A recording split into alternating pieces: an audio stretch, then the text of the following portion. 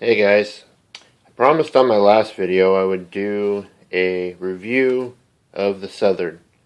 I've had it for a while now, so I've got a feel for it.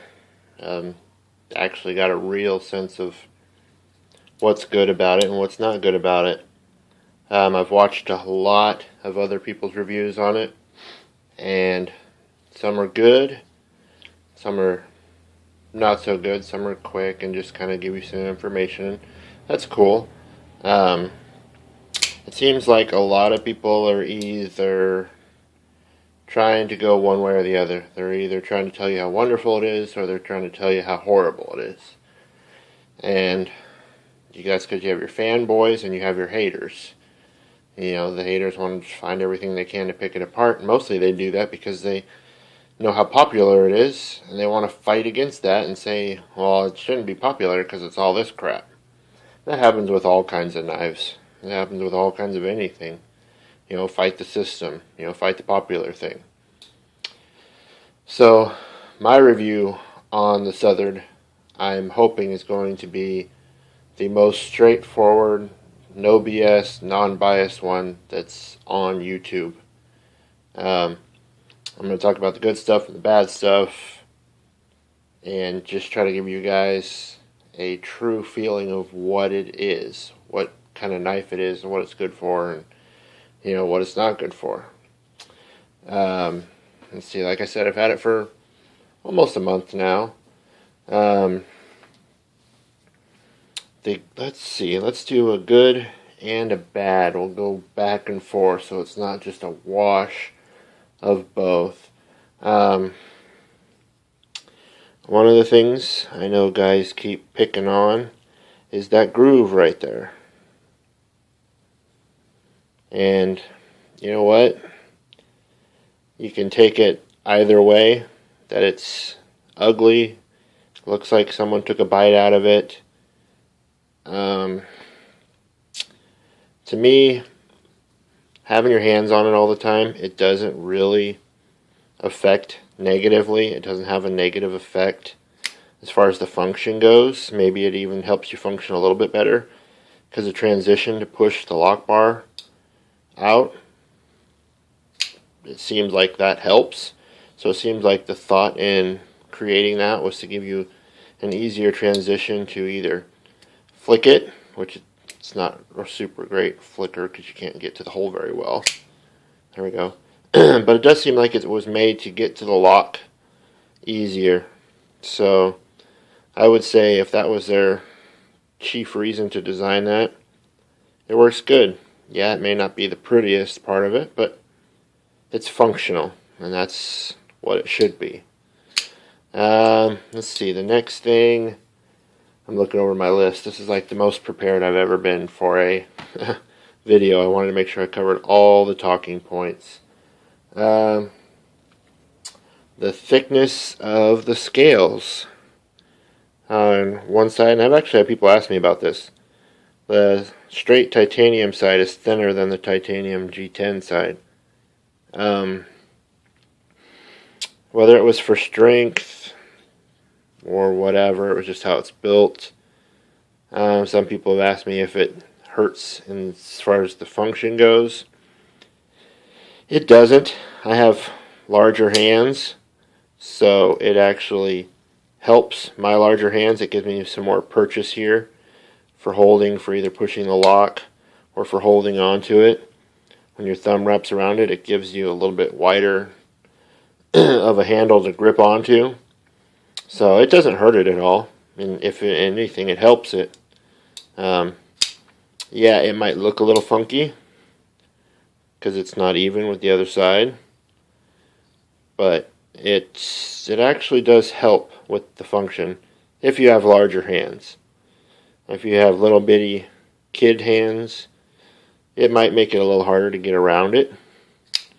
But I really don't think so.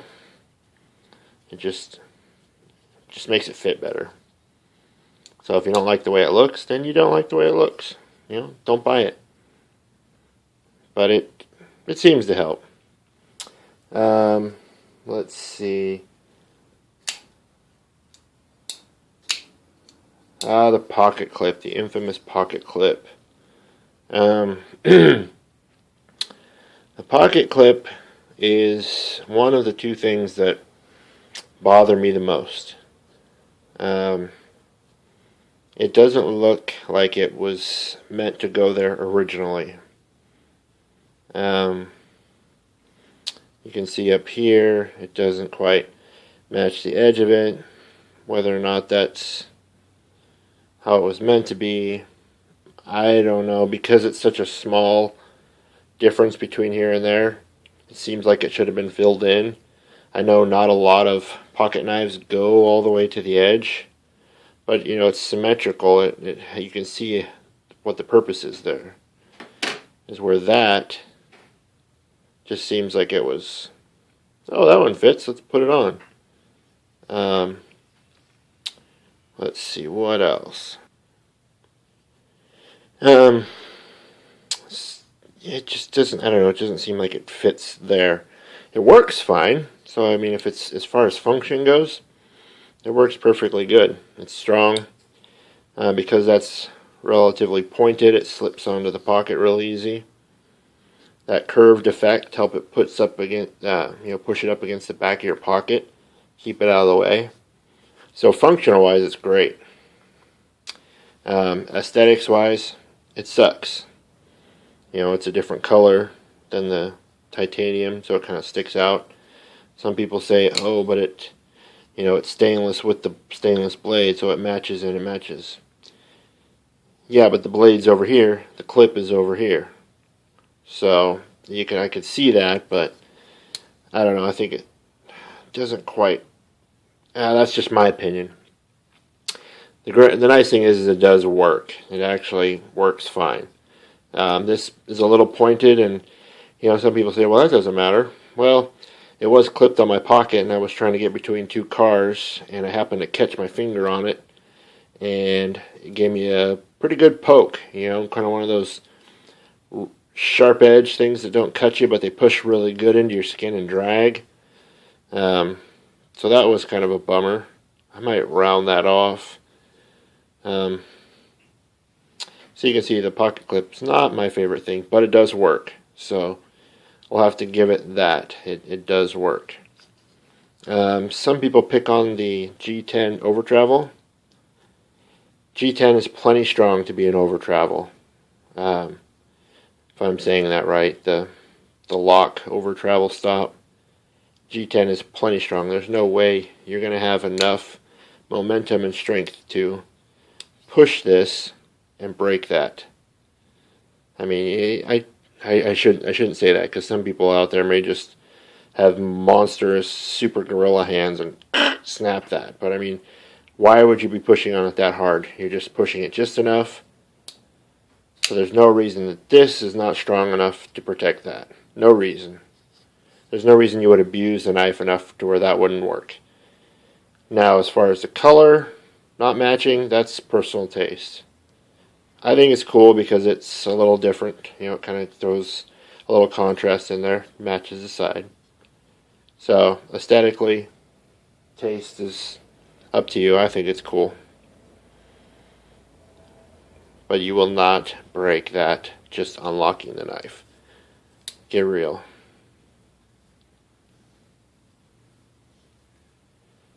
So that's my opinion on that. Now my biggest pet peeve about this is the titanium side. It is very cool looking. It's my first titanium frame lock. Very cool overall. All the details here. It works good. It doesn't stick. It's very cool. It's lightweight for how much metal is there. Problem is, it is very smooth. It is too smooth to me to be a good tactical knife. Even a good hard-working knife. It's just too slick. I have pretty dry hands. That may affect that. But I took the pocket clip off for a couple days and tried, carrying it without the pocket clip just to get a feel for it, because I do that on some of my knives. And I had to put it back on because it was literally slipping out of my hand when I was sitting there messing with it. because you just have this smooth side. Granted, this side of the G10 is very high traction, but this is just too smooth. I'm sure you could rough it up and, you know, make it a little more grippy, but then you're going to take away from the looks of it. It's got the cool stonewash. So that is my biggest thing. That titanium side is too smooth. Way too smooth. If I had to change anything about it, that's what it would be. And that's really puts a knock on it for me as far as being a good, solid user. It's too smooth. I mean, I love this G10. It's almost like a massage to the fingers. It's got so much texture to it. Very cool looking. But it can't help that this side is your finger side, and it could slip. You know, if it's had a lot of pressure against it, it could slip. So that is my biggest gripe about this. Is that smooth titanium. You guys can tell me if I'm wrong or if there's ways to make it more grippy. I'm open. I'm plenty open, guys. I would love to make it more grippy without taking away from how it looks. I don't want to knock this knife at all. I like the knife, but that's my biggest thing. So that's my opinion as far as that goes. But if you just got down to the nitty-gritty of it, what you're paying for, what this knife is a high quality knife with some good names attached to it, a good name. You're paying for things that people recognize that has value. Titanium, high traction G10, a high-end or, up, not normal, upper middle steel, depending on your opinion, which I do like the steel. You're paying for Spyderco, and you're paying for Brad Southard. I believe, and I'm not saying it's not worth it. That's completely each person's opinion, if that's worth it to them. You can buy other knives that will be better workers or close to it for half the money. You're basically buying a collectible here and bragging rights. I have a Southard. You're not buying a really good, solid working knife, especially for the money. You could buy a Delica for less than half the price, work the crap out of it. Yeah, you might have to sharpen it a little bit more, but I mean, how often do you have to sharpen your knives? If you have to sharpen it at the end of every day, big deal. Most knives are like that. It's not, it's going to hold a good edge. It's light. It works well. If you need something a little stronger, buy a native. S30V, thicker blade. Like I said, less than half the price. Good working knife, better for working and not worrying about damaging anything. This is, you're just going to get out there and work this thing and cut and smash, and you're not going to worry about hurting it. You can replace it, and it's good quality overall. It's going to take the beating. So will this, but most people are going to be worried about hurting it. And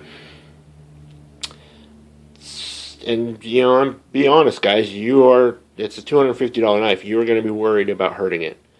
Very few of you are not. You're going to take this out there and trash it. I don't see that. For one, that's not the type of knife that it is. And for two, $250 is a lot of money, even if you are well off. That's my solid opinion on this thing. Good collectors, good bragging rights, but it's not the best working knife for the money. You can buy knives that are very close as far as the steel goes that will work, that you can just work the crap out of. The CTS 204P, I would compare it to from what I've used. A lot of guys compare it to M390. I would compare it to as easy to sharpen as 154 cm, but holds an edge just as good or maybe a little bit better than S30V. That's just to give you an idea, because those are steels that a lot of people use. So it sharpens very easy, and it holds the edge for a long time. I've sharpened it once, and it's still very sharp. So it's that 204P is very good steel, and that's part of what you're paying for. Sorry it's run a little long, guys. I just wanted to be totally legit on this and give you guys hopefully all the answers. Pretty much done. I like the knife. I really like it. Amazing flipper. I played with a lot of flippers. I played with the 560 and several other upper end flippers, and this is my favorite. After it got worked in, it is just so nice, so smooth. I mean, just a little pressure and it's flipping. No matter which angle you're working, which finger you're using, which hand you're using, it's such a good flipper. Best flipper I've ever had my hands on. And that's another thing what you're paying for. Spyderco's first flipper, and it works great. It's got the caged bearings on it. It works. It's super good flipper, and I love flippers. So that what makes me just love this thing is it's such a nice flipper. Like I said, guys, very high quality.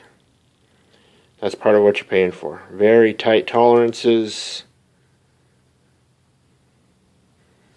High quality. It is a good quality knife. In the Exactos video, he even said he put the quality up there with the Chris Reeve knife. I'm not saying that's the case, because I've never had one in my hands, but that's what he said. It's just as good as a Chris Reeve. That's what he said. Just telling you. I did have one thing I found out. I just remembered. You can see how close that tip is to the edge right there. A couple times I've had it in my pocket, you know, like so, and I'm rubbing my thumb across here, and you can kind of see right there. You can see the tip. If you're not careful, you push in, depending on how your thumb is. I've actually cut myself twice pushing on this and caught the tip. That's what's under that band-aid right there. It's not a deep cut, it's a very shallow cut, but it's right where you push on everything. It's right where you push on your lock bar. It's right, so it just kept getting pushed open and bleeding. But that's just something that's caught my attention. Twice I've cut myself on the tip of that by kind of rubbing my finger right here. Yeah, it's probably my own stupidity. I really shouldn't be doing that. But I thought I'd let you guys know. So, sorry this has went a little long, guys. I'm going to stop it right now. Final thoughts. Great quality. Great steel. I mean, I want to probably say my favorite steel if it didn't cost so much. Great collector, great bragging rights, but there are better working knives for the money. If you want a worker, hacker, beater, buy something else. You know, even something that's, you know, still over $100. You know, this is, you're gonna take a beating with this and not worry so much about it, and this is a lot more comfortable to hold, and it's not slippery in your hands. This is an example, guys. There's other knives very similar to this. This is just what I have on hand, and this is a fun flipper. So hopefully that's helped some of you guys out there get the true story about the Southard flipper. Great knife, great collectible. Just remember, that's basically what you're buying. A name and the niceness. Give you guys a last look. And if you love flippers, there's not too many better in the production world. Not saying it's the best, I'm just saying there aren't too many that are better. I love it. Fun, fun, fun to flip, even if you just short stroke it. Oh, look at me. Look like a nerd. Alright guys, sorry about that. A little long. So, hopefully that helped. Take care. Have a good night.